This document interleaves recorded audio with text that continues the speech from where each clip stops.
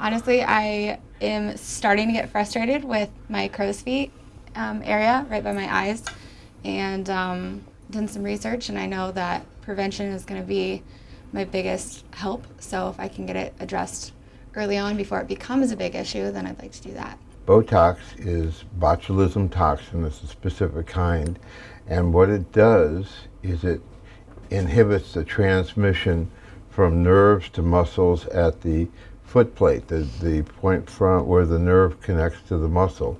And the muscle we're going to inhibit, or portion of muscle we're going to inhibit today, is at the edge, what we call the orbicularis oculi. It goes around the eye, and what happens as the skin gets looser and the muscle keeps on wrinkling as the eye opens and closes, you get these crow's feet coming out to the side. And as it turns out, and this is very interesting, in your arm you have ectoderm, and that's skin, and you have mesoderm, that's muscle. In your face, the muscles of your face, the muscles of facial expression, are from the skin. So the ectoderm produces both the skin and the muscle, and because of that, it's all one, almost one element. So we don't have to go down very deep below the level of the skin to get to the muscle, and we're going to paralyze just in the area. So going into the wrinkle is not the idea.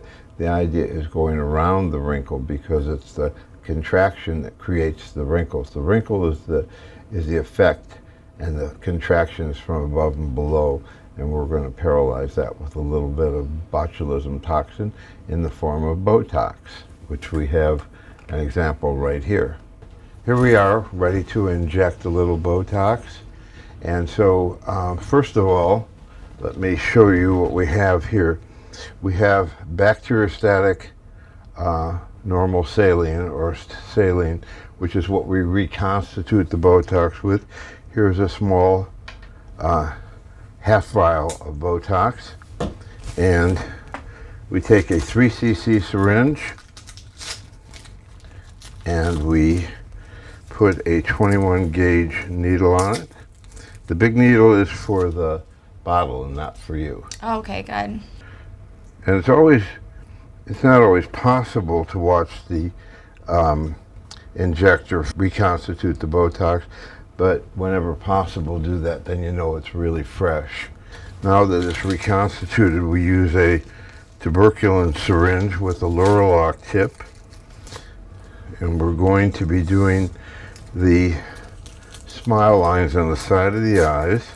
Never use the same needle to drop that you're going to use to inject, because you dull the needle.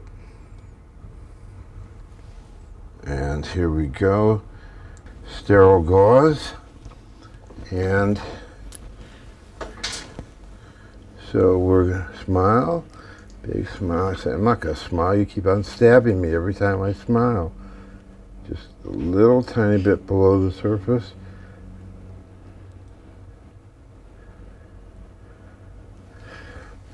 And you can't go under the eyes, because if you go under the eyes, what you're going to do is you're going to let the fat that's in there, because it's being held back to some extent by the muscle, come forward, and you'll look old and tired, and we don't want that. That's not what I want. No, that's not the object of the exercise. Just a little bit below. Okay. And another little smile, or big smile. A little bit right there. Right there. Smile. Right here. Just a little bit below the surface. And one more big smile. A little down here. And now, is it possible for you to sleep on your back tonight? Yeah. Good, great. That'll help. So this doesn't drift down at all, or actually drift inward. We don't want it to get to where it might create some havoc with your upper or lower eyelids. You look fabulous already. Thank you. I think it's going to take it'll take about 5 days to take effect. Okay. And it should last for about 3 months. Gotcha. Okay, any questions? Any other do's or don'ts after I leave here? Well, are you going to work tonight? No. Okay. Well, don't lay down for 4 hours, which will take us to about 9 o'clock. Okay. And once you lay down, try to Just sleep on your back, and that's it. It'll be all right. in like Flynn, and you look great. Thank you so much. And that's the end of our Botox injection from Honolulu.